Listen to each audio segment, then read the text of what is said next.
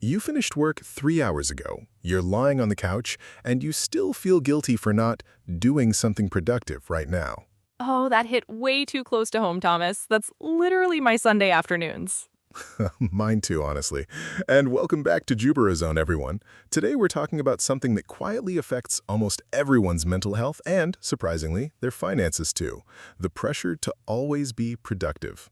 I'm Maya, and yes, this is a money podcast, but stick around because this hustle culture mindset actually has a real financial cost that most people never talk about. Exactly. So, Maya, let's start with the obvious question. Why do you think so many of us feel guilty just for resting? Honestly, I think we've been conditioned to tie our worth to our output. Like from school onward, we're rewarded for doing more, achieving more, producing more. Right. Grades, promotions, even social media. It's all quietly reinforcing this idea that busy equals valuable. Exactly. And I think social media especially has made it so much worse. Everyone's posting their 5 a.m. workouts, their side hustles, their productive morning routines. Oh, the productivity influencers. I feel like I can't scroll for 5 minutes without seeing someone's color-coded schedule from 4 a.m. to midnight. Right? And it creates this weird comparison trap. Like if you're not optimizing every single hour, you're somehow falling behind. Falling behind who, though? That's the part that gets me. Behind some imaginary standard nobody actually agreed to. Exactly. It's this invisible finish line that keeps moving further away the closer you think you're getting to it. That's such a good way to put it. So where do you think this whole hustle mentality actually came from? Like, has it always been this intense? I don't think so, honestly. I think it really escalated with startup culture, this whole grind now, sleep when you're dead mentality that got glamorized for years. Right. I remember when working 80-hour weeks was actually treated like a badge of honor. Like exhaustion itself was proof you were serious about success. Exactly. And I think that mindset trickled down into everyday work culture too, even for people who aren't running startups at all. That's such an important point. Like now even regular employees feel like they need to be constantly on, answering emails at 10 p.m., feeling guilty about taking a full lunch break. Right. And honestly, I think remote work made it even intense in some ways. The boundary between work time and personal time basically disappeared for a lot of people. Oh, that's so true. When your laptop is always right there, it feels like you're never really off, even during time that's supposed to be yours. Exactly. And that constant low-level pressure adds up. It's exhausting in a way that's hard to even fully explain to people who haven't experienced it. Definitely. Okay, so let's get into the money angle, because I think this connects more directly to finances than people realize. How does this productivity pressure actually affect people financially? I think burnout is the biggest one, honestly. When people push themselves constantly without rest, they eventually crash, and that crash often comes with real financial consequences. Like what, specifically?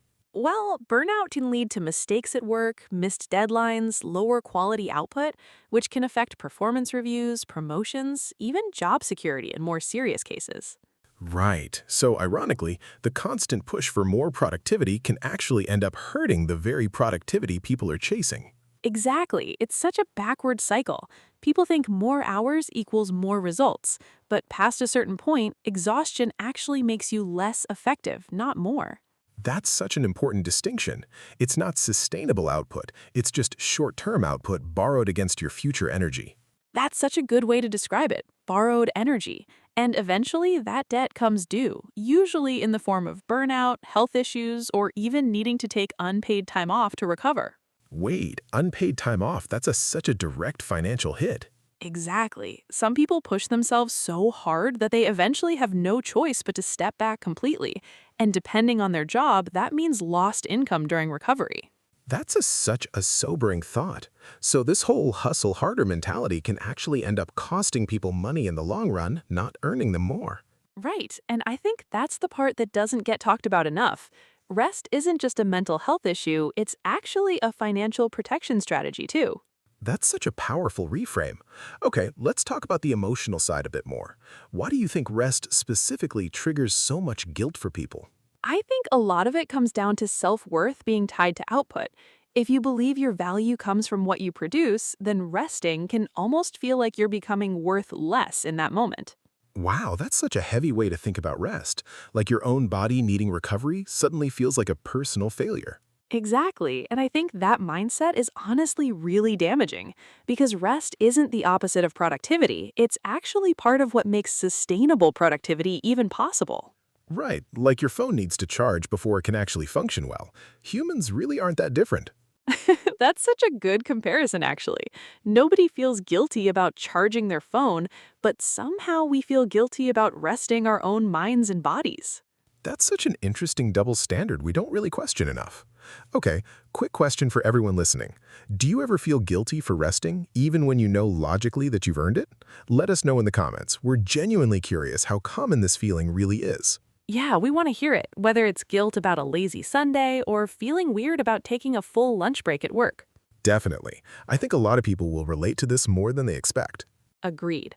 Okay, so let's talk about where this pressure actually shows up the most. Like, is it mostly a workplace thing or does it bleed into personal life too?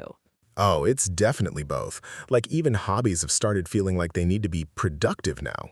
People feel like they need to monetize every skill, every interest. Oh, that's such a good point. Like, you can't just enjoy painting anymore. There's this pressure to turn it into an Etsy shop or a side hustle. Exactly.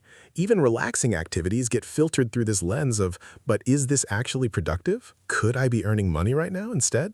That's such an exhausting way to live, honestly, when even downtime gets measured by potential output. Right. And I think that robs people of genuine enjoyment. Like hobbies used to be about pure enjoyment, not performance or profit. Definitely. And I think that shift has a real emotional cost too, not just financial. People lose touch with activities that used to bring them pure, simple joy. That's such an important loss that doesn't get talked about enough. Okay, so what about vacations? Do you think people struggle with the same guilt even during actual time off? Oh, constantly. I think a lot of people feel this need to make vacations productive too, packing every single hour with activities instead of just genuinely relaxing. Right, like coming back from vacation more exhausted than when you left because you scheduled it like a part-time job. Exactly. And I think that's honestly a symptom of the same underlying belief that unstructured time somehow feels wasteful or unproductive. That's such a deep-rooted mindset. Okay, let's dig into how this pressure actually developed for people individually. Do you think it usually starts in childhood or does it build up more in adulthood? I honestly think it starts really early. Think about it. Kids get praised constantly for achievement. Best grades, most trophies, busiest schedules packed with extracurriculars. Oh, that's such a good point. Even childhood gets structured around this idea of constantly building a resume before kids even know what a resume is. Exactly. And I think that plants the seed really early that idle time, just playing with no goal, is somehow less valuable than time spent improving yourself. Right. And by the time people reach adulthood, that belief is so deeply wired in that resting genuinely feels uncomfortable, almost unnatural. Definitely. And I think that's why unlearning it takes real conscious effort. It's not something that just fades on its own with time. That's an important point. So let's talk about that unlearning process. Like practically, how does someone actually shift this mindset? I think the first step is just noticing the guilt when it shows up, instead of immediately acting on it. Like actually pausing and asking, wait, why do I feel like I need to be doing something right now? Right, just building that awareness instead of automatically reaching for your phone or your laptop the second you feel that itch. Exactly. And I think reframing rest as an active investment rather than a passive waste really helps too. Like, rest isn't the absence of progress, it's actually part of what makes sustainable productivity even possible. That's such a helpful shift. Almost like athletes, nobody questions why professional athletes need rest days, it's built into their training plan. Exactly. Rest days aren't seen as laziness for athletes, they're seen as strategic recovery that actually improves performance. We just don't apply that same logic to our everyday work lives. That's such a great parallel. Okay, what about setting actual boundaries? Like practically, how does someone protect their rest time from constantly getting eaten up by work? I think clear communicated boundaries matter a lot. Things like turning off notifications after a certain hour or being upfront with your team about when you're actually available. Right, because if you never communicate the boundary, people just assume you're available all the time, and that assumption slowly creeps into every part of your schedule. Exactly. And I think a lot of people worry that setting boundaries will make them look less committed or less hardworking. But honestly, I think it's the opposite. How do you mean? Well, people who protect their energy tend to actually produce better quality work when they are working, because they're not running on empty the entire time. That's such a good point. Quality over sheer quantity of hours. That's honestly a mindset shift a lot of workplaces still haven't caught up to. Definitely. And I think that's slowly starting to change, especially as more research comes out connecting rest to actual performance and creativity. That's really encouraging to hear, honestly. Okay, let's talk about financial habits specifically.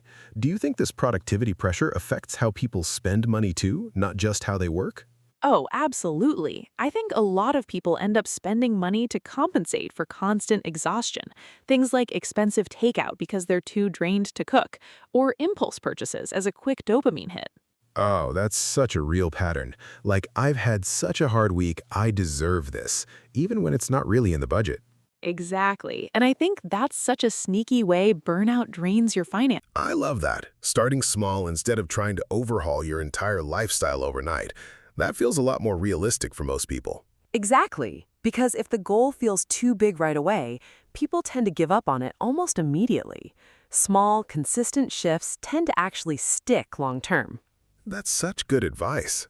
Okay, what about people who share their life with a partner or family? Does this productivity pressure usually show up differently in relationships too? Oh, absolutely.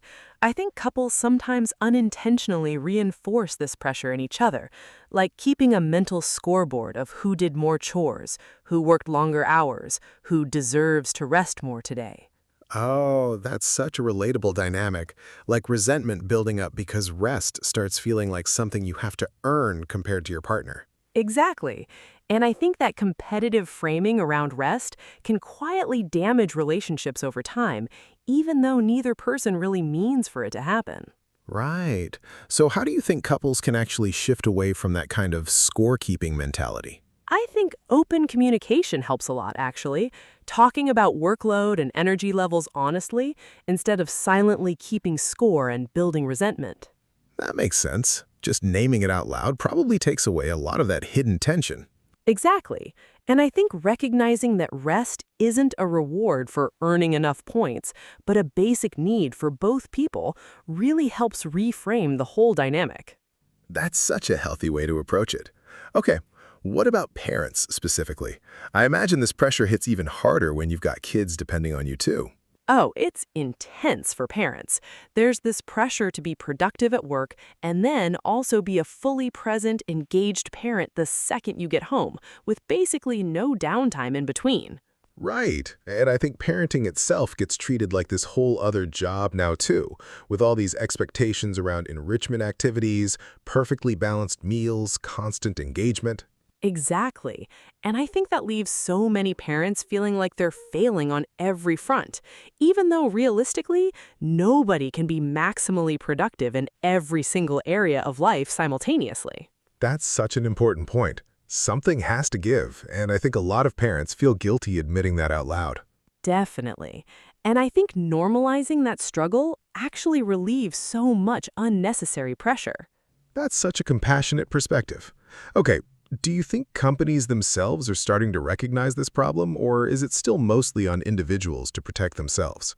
I think it's a mix, honestly. Some companies are starting to genuinely invest in things like mental health days, more flexible schedules, actually encouraging employees to disconnect after hours. That's encouraging, though I imagine there's still a gap between official policy and the actual day-to-day culture in a lot of workplaces. Exactly. That's such an important distinction. A company can offer unlimited vacation days, but if the culture quietly punishes people for actually taking that time off, the policy doesn't mean much in practice. Right, like if your manager never takes time off themselves, that sends a much louder message than any policy document ever could. Exactly. Culture almost always speaks louder than policy. Real change happens when leadership actually models healthy boundaries themselves. So, if someone's working somewhere with that kind of unhealthy pressure baked into the culture, what would you honestly recommend? I think it depends on the severity. Sometimes small individual boundaries can genuinely help, but other times, if it's chronic and deeply damaging, it might honestly be worth considering whether that environment is sustainable long term. That's such an honest answer. Not every situation gets fixed just by adjusting your own mindset. Sometimes the environment itself really is the problem. Exactly. And I think it's important for people to know that possibility exists too, rather than assuming burnout is always just a personal failing they need to individually push through. Okay, let's talk about technology's role here. Do you think phones and constant connectivity have made this whole issue significantly worse? Oh, hugely. Our phones have basically erased the natural boundaries that used to exist between work and rest.